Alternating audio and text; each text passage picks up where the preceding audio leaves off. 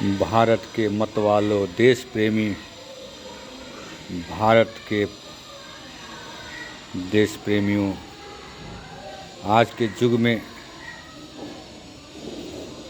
जंगल में जैसे जंगल में एक शेर के बीच में जब सियार रंग बदल करके आता है तो वहाँ के लोग सोचते हैं कि नया कोई राजा आ गया है।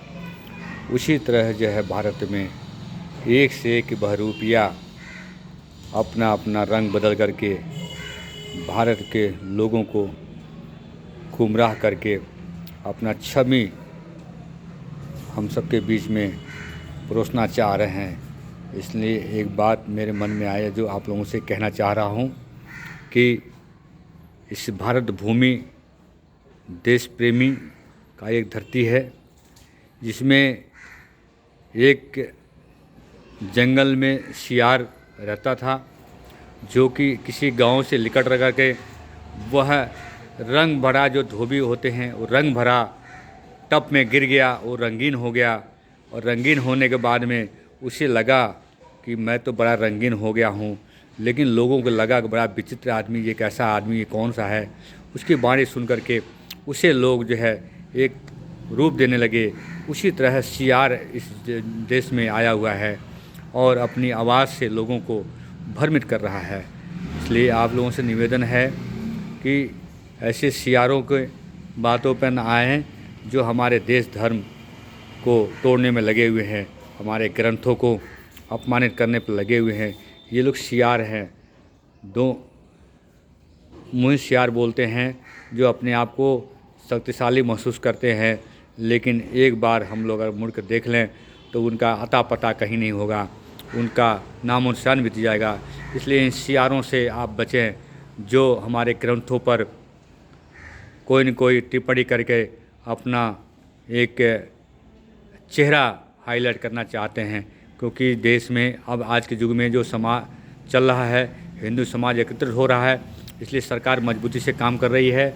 और वो सरकार मजबूती से काम करने के बाद हमारे जो देशद्रोही हैं उनके पास कोई रास्ता नहीं निकल रहा है।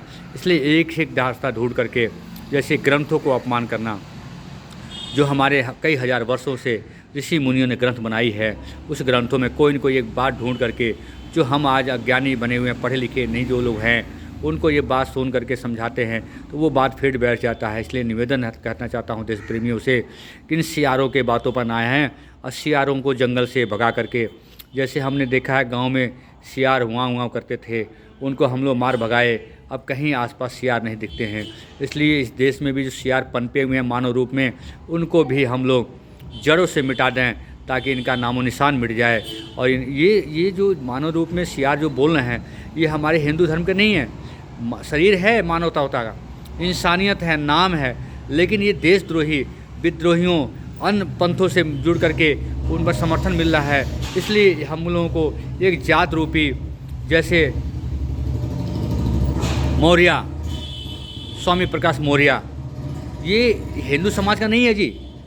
इस हिंदू मौर्य समाज को स्वामी प्रकाश मौर्य, जैसे केशव प्रकाश मौर्य जी हैं, भारतीय जनता दल में काम कर रहे हैं, वो संगठन में काम कर चुके हैं।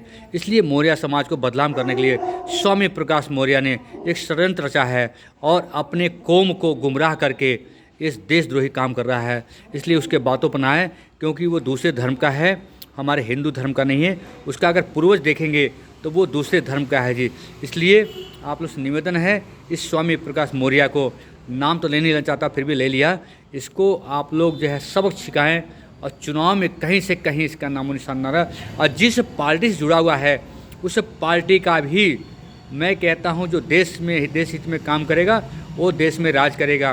कोई हम किसी पार्टी के समर्थन नहीं कर रहे हैं, लेकिन हिंदू समाज होने के नाते, हिंदू होने के नाते मेरा एक कर्तव्य बनता है देश प्रेमियों से कहने के लिए कि आप लोग जागें और जागें, हिंदू समाज के लिए जागें और ऐसे देशद्रोहियों को उखाड़ फेंकने के लिए काम करें। जय हिंद, जय भारत।